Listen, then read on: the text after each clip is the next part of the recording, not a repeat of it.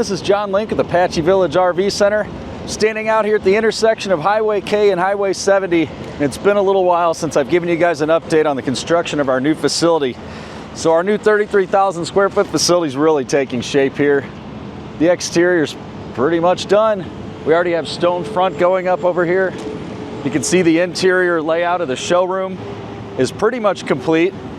And today we're out here with some executives from Keystone RV, showing them our proud new accomplishment here for our family. So couldn't be a better day other than it being like 97 degrees. Let me flip the camera around here and show you what we're working on. So Highway 70 is directly behind me. We're gonna have a big old giant digital Apache Village sign facing the highway. 11 acres total. Our entire facility will feature all of our products over here to the west of the main building. But it's just going to be gorgeous, folks. We can't wait to show you the final product here.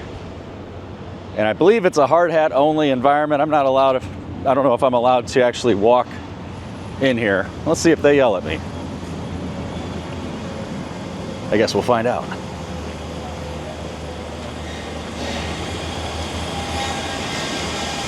I haven't said anything yet. Yeah, we got the whole family here.